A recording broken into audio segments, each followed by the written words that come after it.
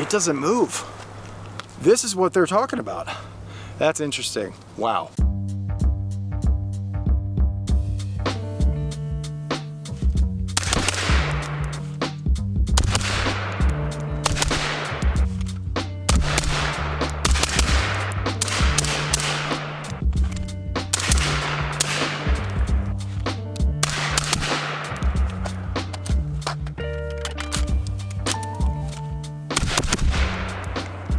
What's up guys, Chris here, Chris McNeil Guns. Today we're out with the Vector VK-1 in an 11.5. I finally bit the bullet and got the 11.5 upper, and we're gonna see if the shootability, the gas mitigation, the wonderful recoil impulse of the VK-1 transfers right over to this short-barreled pistol variant that you see here. We're gonna run this thing like she should be. Suppressed, we're using a high back pressure can.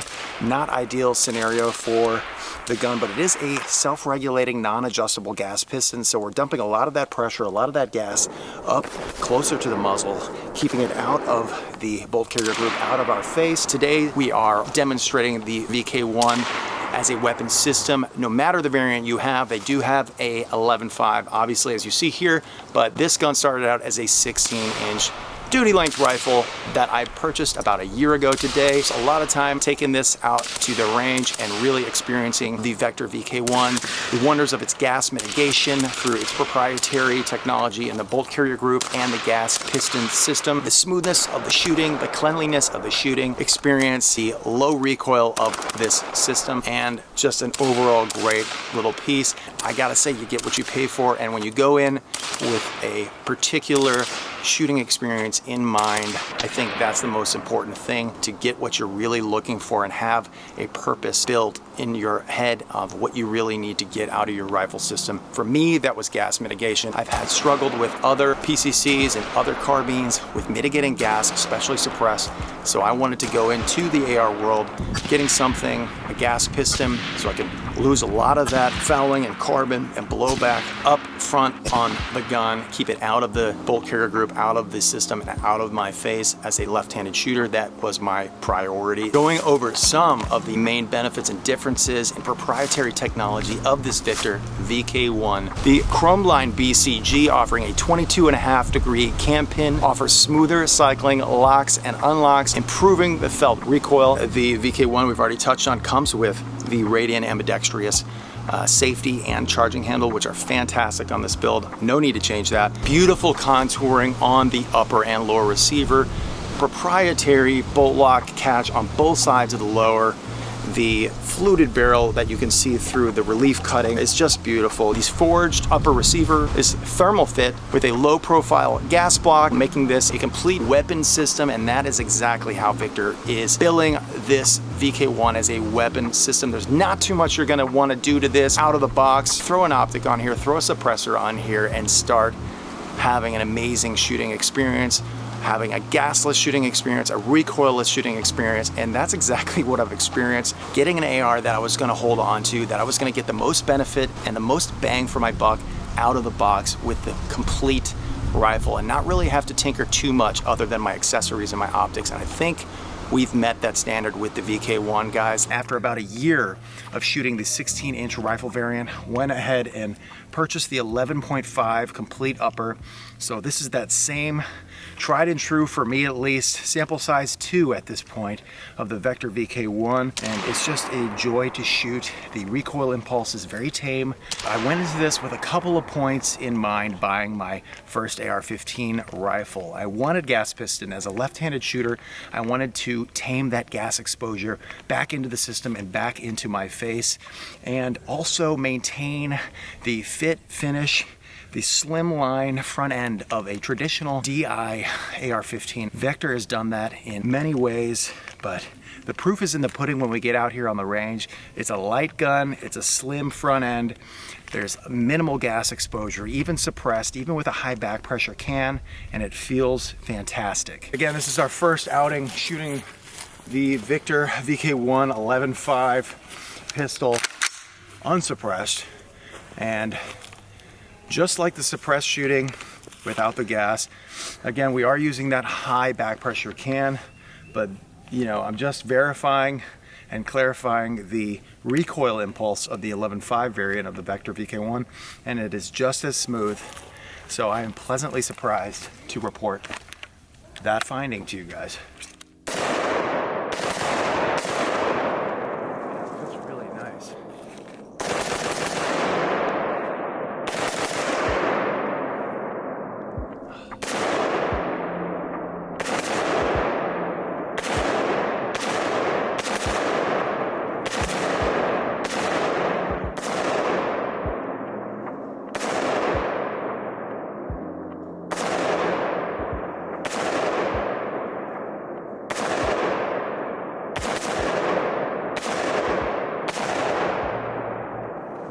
You know, I went ahead and got the 11.5 shorty up here to run permanently suppressed. So we do have a FDE to match this light black and tan build can. We do have an FDE can waiting in suppressor jail. So hopefully, you know, with the insanity going on with suppressors and this year, that we'll get that sooner than later, that we won't be back to wait times pre-2024. Let's keep our fingers crossed on that, that we'll run this permanently full-time suppressed, and this will sound a little bit tamer too. It won't wake the neighbors in Indiana. Rule number 1, round in the chamber, right? I don't think they taught me that in school.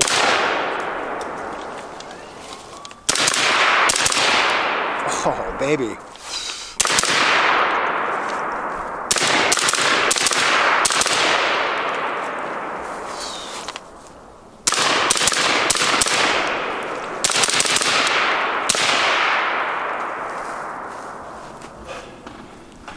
Wow, I can breathe. Again, shooting left-handed, folks. Not too much fouling. Pleasantly surprised. And, you know, the 11.5 is no disappointment. This thing is rocking right now.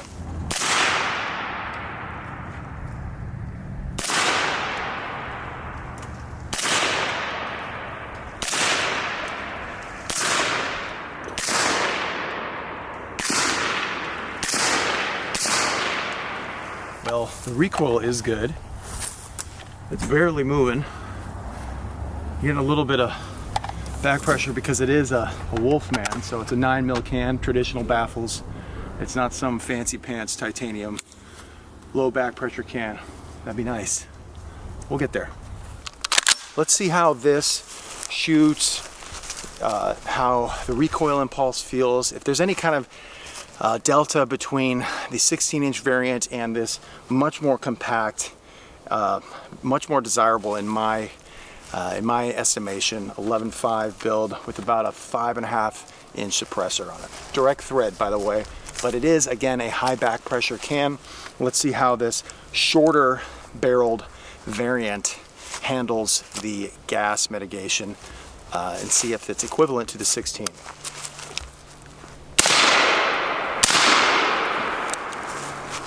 I will say I'm getting a little gassed out. I'm not getting a lot of fouling, a lot of forceful fouling like I do with some of the other carbines that I rock, but I am getting gas. It's the first thing I'm noticing.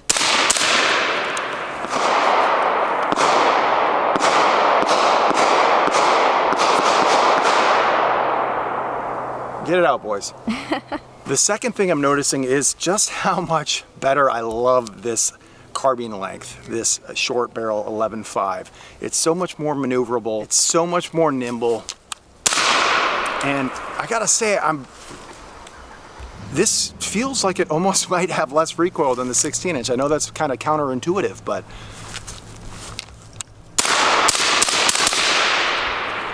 it doesn't move. This is what they're talking about. That's interesting. Wow. Looking at the bolt carrier group here, that chrome line bolt carrier group still nice and shiny. That's kind of my live real-time indicator on the blowback and how clean this system is. It still looks good, okay? Even on this short barrel, this 11.5, it's acting, it's operating, it's feeling, as far as its gas response and its recoil, very similar to the 16. However, I don't want to give myself kudos too soon on getting the 11.5 upper for this, but obviously it's a sexier little build, and I think it might shoot a little bit smoother Then the 16. Wow. I mean, they engineered this VK-1 to be on the 11.5 suppressed. It's just like it feels like just like a nail gun or something. It's so sweet. Now, yeah, I am getting a little gassed by the Dead Air Wolfman, but it is a 9mm can. It's a traditional baffled steel can, so I can only imagine putting some flow-through tech, some titanium, something on the front of this will sound better, will flow better, and I can't imagine that it's going to recoil better, but it's already super smooth. Oh my God, that's insane. It feels so good. And she's smoking again, per usual. She's still smoking. Oh my God, am I melting it? No, we're not. It's a steel can, we'll be fine. Just in case you guys are wondering, I talked to Dead Air. I've gotten this question before. You can direct thread this on your carbine. It's fine.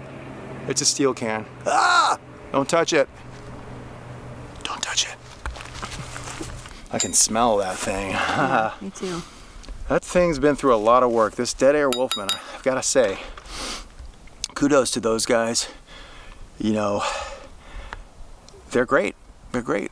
I haven't had any problems with it. They're really responsive. They've answered my questions when I've had them. I've run this 30 cal 9mm Wolfman on everything I have, from my 357 lever gun, my Henry, to my AR-15, and now even the 11.5, direct threaded on everything. On the MPX, of course, the 9mm, I've had zero issues. So again, kudos to Dead Air, and hopefully we'll get another one of their cans here in the future, with things changing the way they are right now for the good with suppressors. Maybe we'll see more of them. The Vector VK-1, the 11.5-inch upper receiver, full upper receiver, this full weapon system is getting near complete. As mentioned many a time over, this Wolfman's not bad, but obviously we can do better on suppression. Suppressing this 22 caliber 5.56, the 9mm aperture on this Wolfman can be changed out. Actually, they do sell other front caps, and they sell a 5.56 front cap, but we're gonna actually go ahead and get a 5.56 can, something that has a low back pressure technology to it. We'll find out what that is. We've got this direct threaded to the 11.5 upper. I've got a Surefire Scout Mini Pro up front, keeping with that mini compact build. A lot of the components on this particular build are mini. We've got a backup iron sight from Magpul in FDE, just like this black and tan build is calling for. We've got a ladder rail, rubberized ladder rail from Magpul, also on the Picatinny handguard. We've got Magpul rubberized pistol grip. We've got the SB4 brace with the Flatline Fiberco Coyote tan. That's as close as we're gonna get to this lighter FDE on this build. Slate Black Industries FDE rail covers, which have this hexagonal print on them. It's very, very cool. We've got a Black River Manufacturing hand stop or vertical grip. It's actually a slanted angled grip, but it's got like a black skate deck tape on the laterals of it. A real nice textured stippling. This thing feels fantastic, really grippy. I've got a Magpul M-Lock polymer cover on the bottom that gives me just a full, now at my index finger, the rest of my hand, the thumb over when I'm C-clamping on the ladder rail. Now I've got a full, nice, sturdy grip on this weapon. And then I've got, of course, the cream of the crop, the Unity risers. 2.26-inch above bore with the Unity Aimpoint T1, T2 micro riser here. We've got the Unity fast Picatinny riser for the Romeo MSR and the Juliet 3 micro back here, keeping again with that micro compact build that we've got here. And of course, from the factory, from Vector, we've got the ambidextrous Radian stuff, the Radian charging handle and the Radian Talon safeties that I've got at a 45-degree throw. So this thing is just a sweet custom little piece. And then there's that chrome lined BCG from Vector, still crystal clear, still clean. That live indicator on the cleanliness of my firing schedule. I can just look at that BCG and be like, hey, not too shabby. And usually that's the response. This thing stays nice and clean. We've got an aluminum 30 round magazine. And I mean, that's pretty much it, guys. That's the build. Other than the Vector, we've already talked extensively about that, but that's the little build now. We'll wait for hopefully an FDE can, something flow through to complete this black and tan build. Other than that, I think we're pretty solid here. This thing shoots like a tack driver. It's like a nail gun, man. There's no recoil to this. I was really surprised. I thought maybe it would be a little bit gassier, a little bit heavier recoil than the 16-inch variant, but surprisingly, it's almost like maybe it's a confirmation bias, maybe it's a trick of the mind, but it feels softer than the 16-inch variant, and the gas is about the same. Hopefully we'll change that with a flow-through can. Guys, thanks for showing up. Thanks for sticking around for the cherry on top to this video. Chris with Chris McNeil Guns. I know the market's flooded. You got all the cool guys out there, but we're taking time and trying to keep making content for you. So subscribe to the channel, and we will see you next time. Thanks. Boom!